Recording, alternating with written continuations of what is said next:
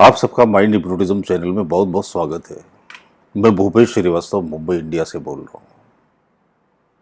बहुत सारे लोग शिकायत करते हैं कि भगवान हमारी प्रार्थना नहीं सुनता। कैसे हम प्रार्थना करें कि ईश्वर हमारी प्रार्थना सुन ले। देखिए, आप मानो या ना मानो, लेकिन ईश्वर ने मेरी तो सब प्रार्थनाएं सुन ली।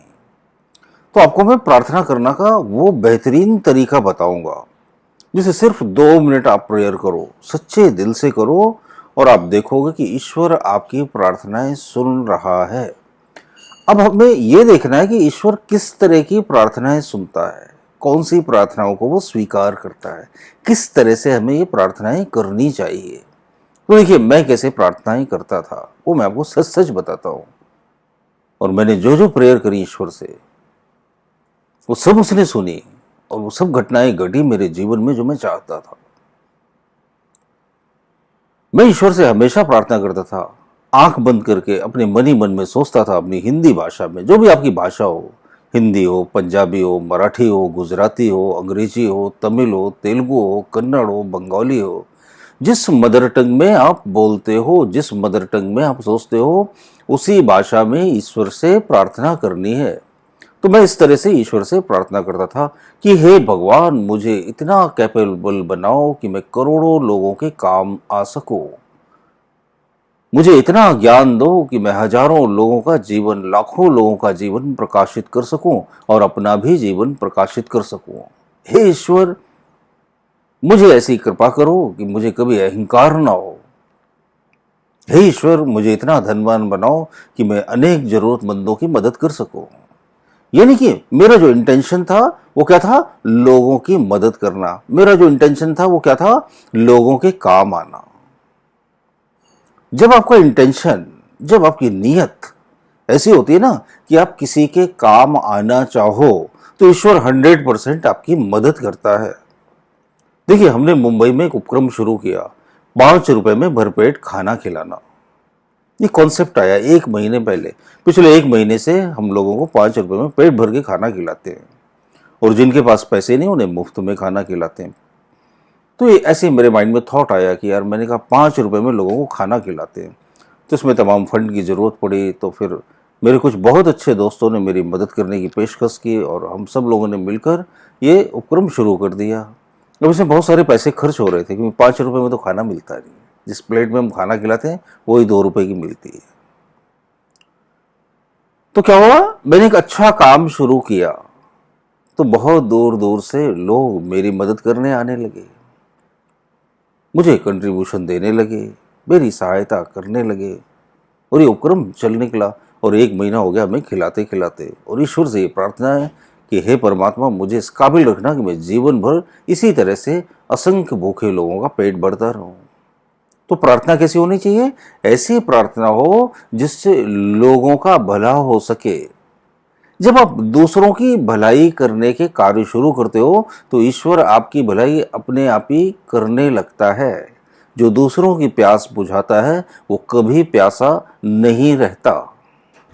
जिस चीज के आप निमित्त बनते हो, वो चीज आपके जीवन में अपने आप प्रकट होने लगती है।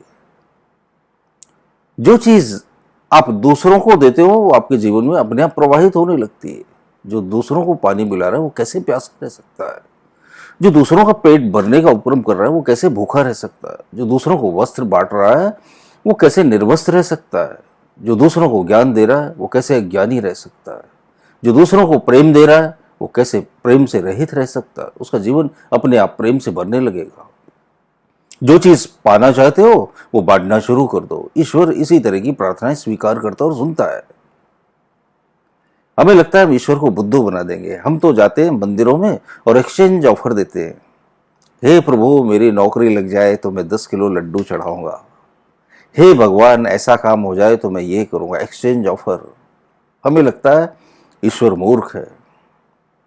100 रुपए के लड्डू चढ़ाकर 10 करोड़ की लॉटरी पाना चाहते हैं। नहीं, भगवान आपसे कहीं बहुत ज्यादा समझदार है। हमारी सारी समझ उसी ने विकसित की।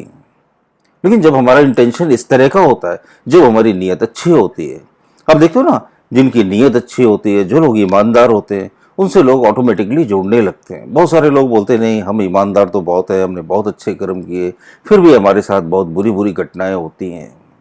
अपवाद के तौर पर ये हो सकता है, मानता हूं मैं, लेकिन आप ऑनेस्टली देखना अपने आप को कि आप किस तरह के लोगों से जुड़ना पसंद करते हो। जाहिर है ईमानदार। किस तरह के लोगों से दोस्ती करना पसंद करोगे? जाहिर है ऑनेस्ट, जो लोग ईमानदार हो, जो अपने वादे पूरे करें, जो आपकी मदद करें, जो आपके काम आए, है ना। अच्छे लोगों से सब जुड़ना चाहते हैं। आप अच्छे बनोगे तो लोग आपको ढूंढ ढूंढ कर, तलाश तलाश कर आएंगे। जब आप कोई अच्छा काम करना शुरू करते हो तो लोग तलाशते हैं आपको, आपके साथ जुड़ना चाहते हैं, आपके साथ मिलकर काम करना चाहते हैं। ये मेरा अपना अनुभव है, क्योंकि किताबों में पढ़ी हुई बातें नहीं बता रहा आपको, जो जीता हूं वही अपनी वीडियोस में शेयर करता हूं। तो ईश्वर से प्रार्थना कब करनी है? सोते समय बिस्तर पर भी कर सकते हो आप, जैसे बिस्तर से उठो उस समय भी कर सकते हो, जब मन एकदम खाली हो, जब परम शांति की अवस्था में हो आप, अर्धरात्रि में उठकर भी कर सकते हो, बिस्तर पर बैठे बैठे कर सकते हो। हे ईश्वर, मुझे इस लायक बनाओ कि मैं असंख्य लोगों की मदद कर सकूं। हे ईश्वर, मुझे इतना धन दो कि मैं अनेक निर्धन लोगों के काम आ सकूं। कुछ इस तरह की प्रार्थनाएं आप निर्मित कर लो, फिर आप देखोगे वो सुनने लगा। फिर इस तरह से की हुई प्रार्थनाएं खाली नहीं जाती। हे ईश्वर, तेरा लाख लाख धन्यवाद, तूने इस काबिल बनाया कि ऐसे विचार मेरे मन में आ सके। हे ईश्वर, तेरा लाख लाख धन्यवाद, तूने जो दिया हम उसमें बहुत ज्यादा खुश है। जब इस तरह की प्रार्थनाएं करते हो आप, तो वो सुन ली जाती हैं प्रार्थनाएं, वो खाली नहीं जाती। करके देखना आप, और फिर वीडियोस पर कमेंट करना। अगर मेरे व्यूअर्स किसी को ऐसे एक्सपीरियंस हो जिन्होंने इस तरह की प्रार्थनाएं करी हो और उनकी प्रार्थनाएं स्वीकार कर ली गई हो, तो जरूर वीडियो पर कमेंट करना। आप ये जो कमेंट करते हो ना, इसको बहुत सारे लोग पढ़ते हैं और इंस्पायर होते हैं और उससे सीखते हैं। लोग पे क्या करते हैं, पहले वीडियो देखते हैं, फिर उस पर कमेंट कैसे गए वो पढ़ते हैं, फिर अगर कमेंट अच्छे हैं तो फिर वो अप्लाई करते हैं। तो कमेंट जरूर कीजिएगा। अच्छे लगते हो मेरे वीडियो तो थम्स अप का बटन दबाकर लाइक कीजिए। अभी तक चैनल सब्सक्राइब नहीं किया तो जरूर कर लीजिए। बहुत बहुत शुक्रिया, बहुत बहुत धन्यवाद।